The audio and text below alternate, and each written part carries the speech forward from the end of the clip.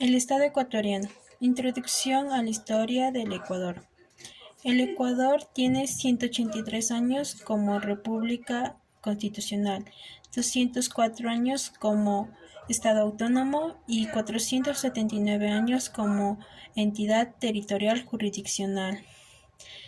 En todo este tramo de tiempo se han venido sucediendo grandes acontecimientos que han afectado a la actividad sociopolítica y socioeconómica de las personas que habitan en el continente americano, que por su posición se denomina Andino-América Ecuatorial. Con la teoría de Friedman-Braudel de la estructura, coyuntura y acontecimiento, la historia ecuatoriana se encuentra encasillada en tres estructuras: la época de aborigen, la época colonial y la época postcolonial, que tiene dos subestructuras: la época protorepublicana y la época republicana. Principales rasgos de la conquista. Uno de sus principales rasgos fue la implantación del orden colonial, que se dio en 1534 a 1593, en donde se desarrolló la inserción en la economía mercantil, establecimiento de la encomienda, fundación de ciudades y enfrentamientos entre la corona, encomenderos y caciques. Otro de sus rasgos principales es el auge del orden colonial, que se dio en 1593 a 1721. Aquí se desarrolló la mitad, el auge de la producción textil, composición de tierras, crecimiento de las élites coloniales y el forasterismo, mestizaje y la esclavitud. Otro de sus acontecimientos importantes fue la redefinición del orden colonial, que se dio en 1721 a 1808, en donde se desarrolló la crisis y la diversificación económica regional, hacienda y concertaje, así como también la consolidación de la sociedad estamental y las reformas borbónicas, como también la ruptura del pacto colonial y de las identidades criollas. Principales rasgos de la independencia. Fue un proceso protagonizado por las minorías criollas y blancas, en el que la población indígena se vio relegada. También tuvo un proceso de carácter autoritario y caudillista, no promoviendo un cambio social, sino un cambio en la titularidad del poder. También se dice que fue un proceso largo y complejo, en el cual no solo se luchó contra los españoles, sino que también se produjeron enfrentamientos entre los propios americanos. Vida republicana.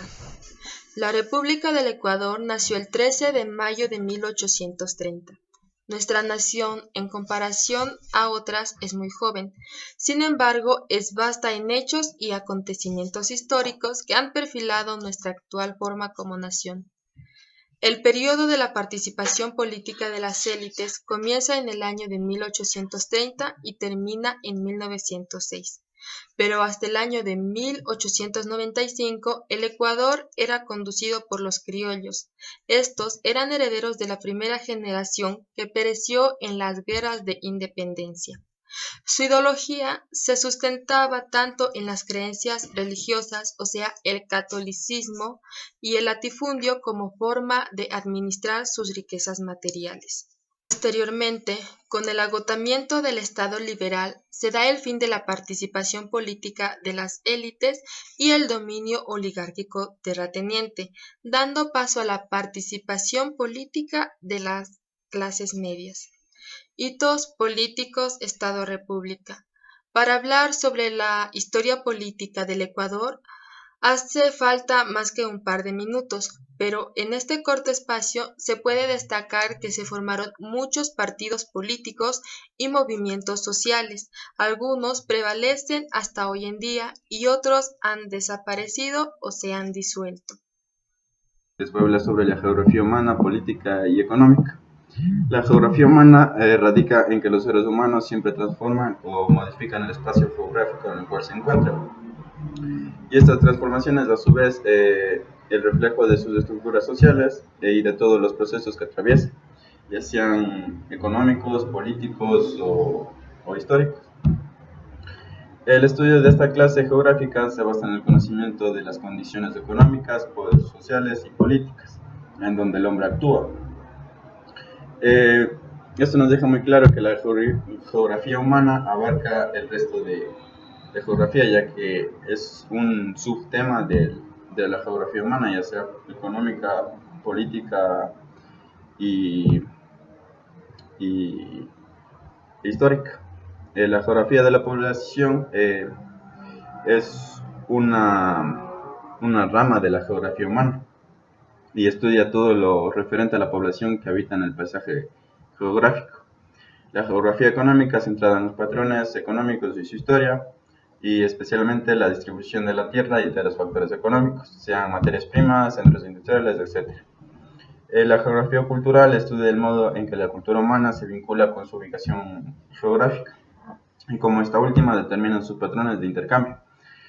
Geografía política centrada en el estudio de los espacios políticos como países, estados, etc.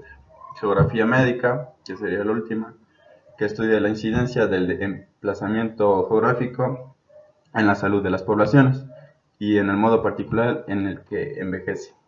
Gracias. Estado plurinacional.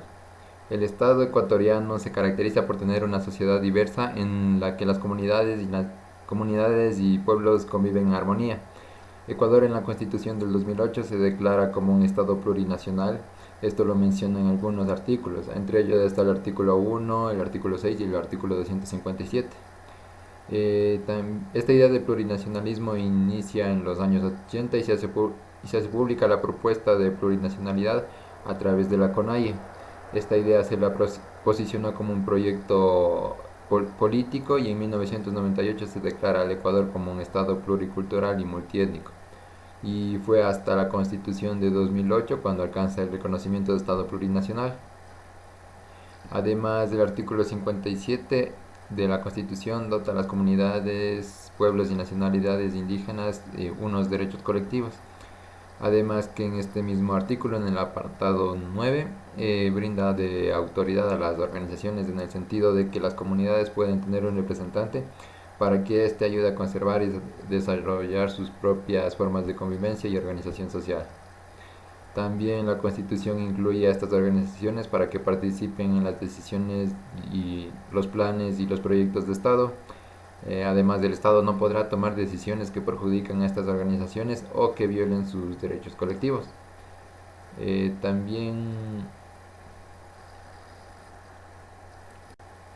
Acerca del Estado multiétnico, la Constitución del 2008 nos presentó un reto al declarar al Ecuador como un Estado plurinacional. Esto se podría ver de dos partes. La primera en el reconocimiento de pueblos y comunas como nacionalidades y por la otra parte el reconocimiento de sus actividades organizativas. La primera ha tenido un éxito, pero la segunda tuvo como un fracaso relativo. Con respecto a esto, no ha habido problemas no ha habido problemas étnicos, puesto que este aspecto se ha tomado conciencia de la noción de la ciudadanía legal. Sin embargo, siempre ha existido discrepancia entre estos dos grupos. Por ejemplo, en el mundo indígena perdió autonomía política desde la caída de sus dos imperios, el Azteca y el Tahuantinsuyo.